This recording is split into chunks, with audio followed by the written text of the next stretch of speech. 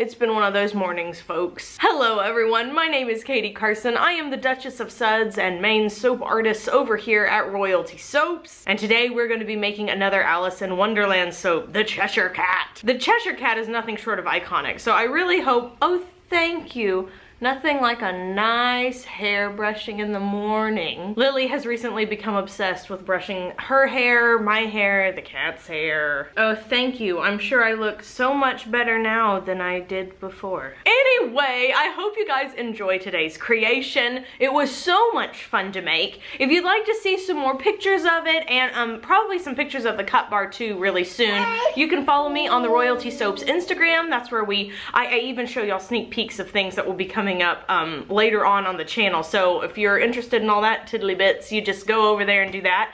And if you're interested in me and my life and all of my personal junk and maybe some trips I'm going to be going on soon, you can go follow me on my other Instagram, katiewcarson.com. Also, somebody else in my family is going to be getting an Instagram really soon, and I think y'all are going to like it. So without further ado, let's make some soap. The first thing we will do today is pour our lye water solution into our oils. The recipe I am using is down in the description box below. The recipe is written in percentage form. I did this on purpose to help people understand whether or not they are ready to make cold processed soap yet. If you don't understand how to take a recipe from percentage form into actual ounces, do a little more research before you start. I'll leave you guys some links down below to modern soap making, Lovin soap, and soapqueen.com. All of them explain in great detail and for beginners how to calculate a soap recipe for your individual molds. And then you'll understand how to use the percentages. I'm pouring my lye water solution through this tea strainer again. I don't know.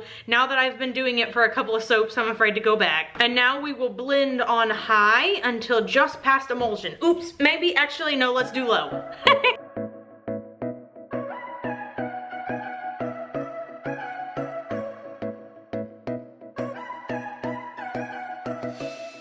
Emulsion now being obtained, let's split the batch. We are going to have 5 different layers for this soap. The Cheshire Cat is a very stripy dude, so it makes sense for it to be in layers. The layers are gonna go purple, pink, purple, pink, purple. I'm gonna move these 4 out of the way, and we're gonna work with layer number 1. The purple I am using today is Reborn Purple from TKB Trading. I'm starting with just a little bit, but if I decide that's not dark enough, I'll add some more.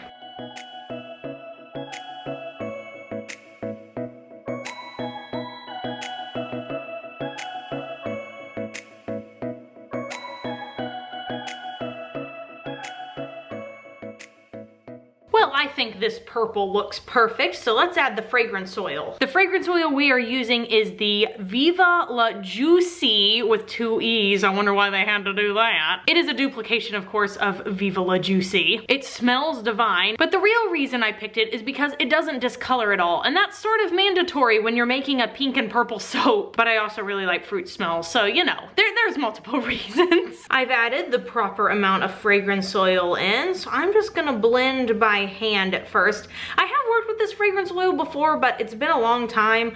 Looks like it rises a teeny tiny bit, but it doesn't seem to be accelerating the rate at which my soap is setting up. That's called acceleration. It doesn't seem to be separating. You can see all my soap is holding together. That's called separation. And then rising is when the fragrance oil kind of splits up into teeny tiny little granules. Looks like grains of rice. And I can see just teeny tiny little particles in there. So I think maybe minimal rising. Totally can be stick blended. No big deal at all. Stick blended right out. So let's pour into our molds. Just gonna pour down the molds now. I'm gonna pour a little bit at a time because I do want these to be pretty even. The fragrance oil smells super good. Kind of fruity, sort of perfumey, definitely smells like the real thing. Gonna scrapey my little containy. Now because this is gonna be 5 layers, I'm gonna go ahead and speed up the rest of the base pouring. I'll come back and talk a little more during the piping, but it is gonna take me a while. It's gonna be the same thing over and over and over again of me mixing a color, pouring it, mixing a color, and pouring it. I will tell you real quick though that the pink color that I'm using is Reborn Strong Pink from TKB Trading. Looks a little something like this.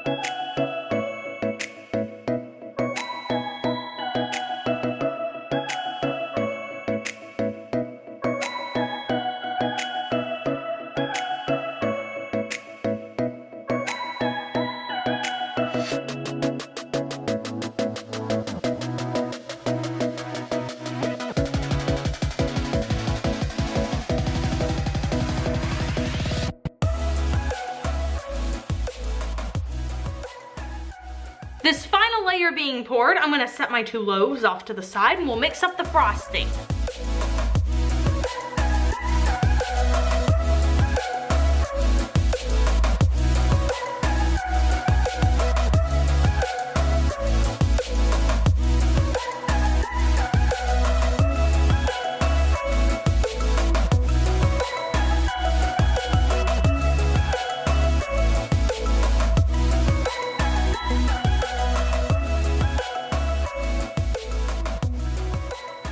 The frosting is a perfect berry purple. At all the reference photos I looked at of the Cheshire Cat, it always seemed like he had 3 different shades of pink and purple, and they ranged from like a hot pink to a very dark sort of burgundy. And I think it all just depends on which picture you're looking at, who's messed with it, who's color corrected it or added a filter. I saw that the colors were slightly different too from people who had taken photos of the Alice in Wonderland and the Alice in Wonderland remastered version.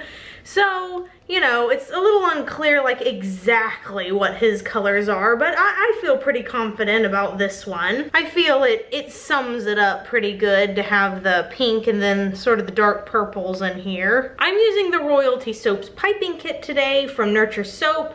If you are curious, yes, these are 2 different recipes, the frosting and the soap base. The soap base is listed down below. The frosting recipe comes with the kit. Because I'm finally organized for once in my life, I know that by the time this video goes live, my first blog post of the year will also be going live.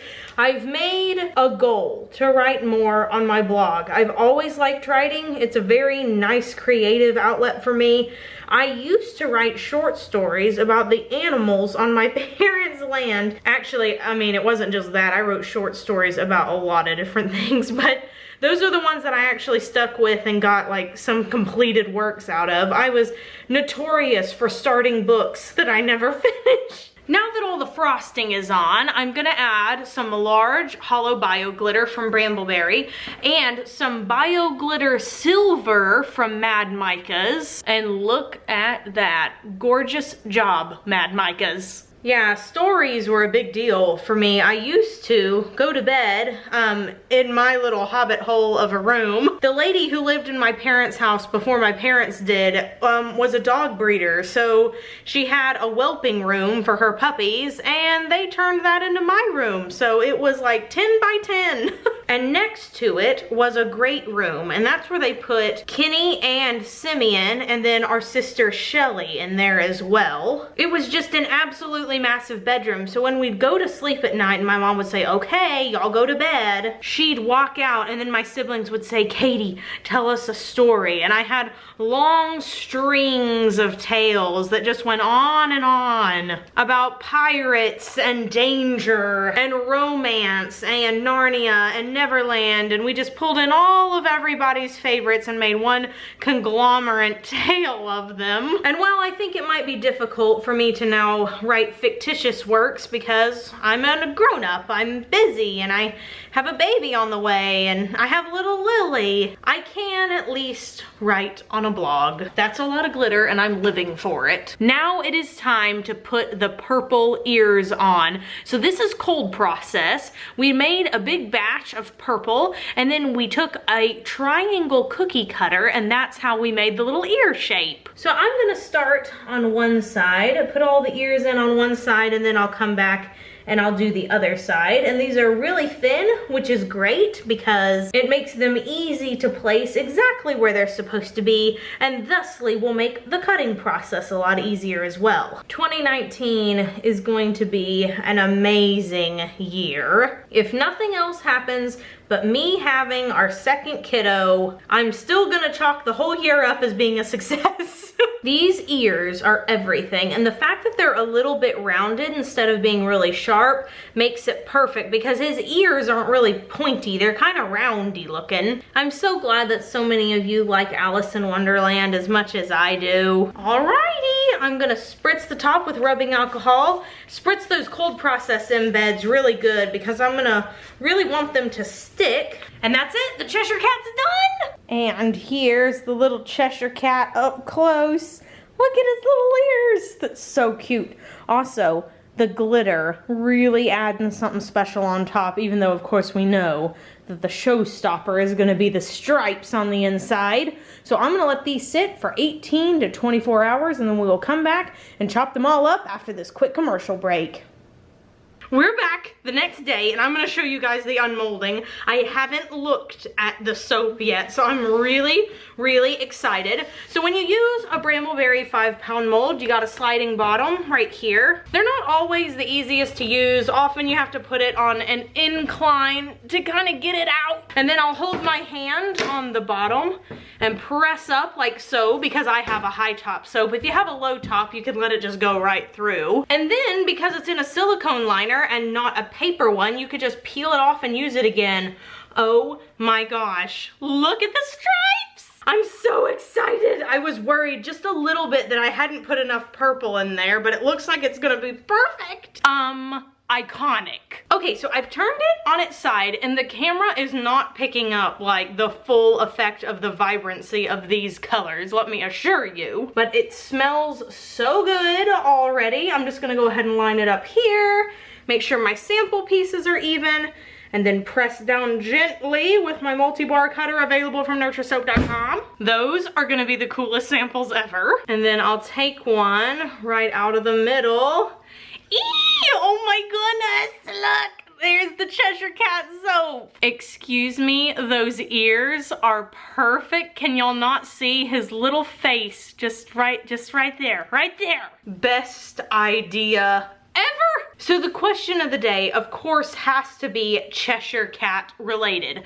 I want to know, do you like the colors of the old Disney movie Cheshire Cat more than the colors of the new Disney Cheshire Cat? The one for Alice in Wonderland that Tim Burton directed? He directed that, right? Wrote it, maybe? I can't remember. Tim Burton had something to do with it. That cat is sort of like a gray and teal, I believe, or like maybe a charcoal and teal. And then of course this one is pink. So let me know which colors on the Cheshire Cat you prefer by clicking the eye in the upper right-hand corner of the screen. I hope you guys enjoyed today's video. If you did, please give it a big thumbs up. Subscribe to the channel. Leave us a comment down below of other Alice in Wonderland characters you would like to see me make a soap of. This soap is either going to be available on February 3rd or 4th. I can't remember. I will leave you guys a little, excuse me? What are you doing? This show isn't about you.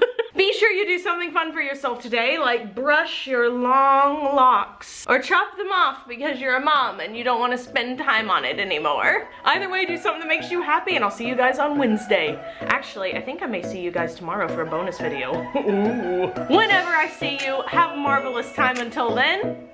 Why is this soaking wet? And I'll see you soon. Bye for now. Lily, no! No!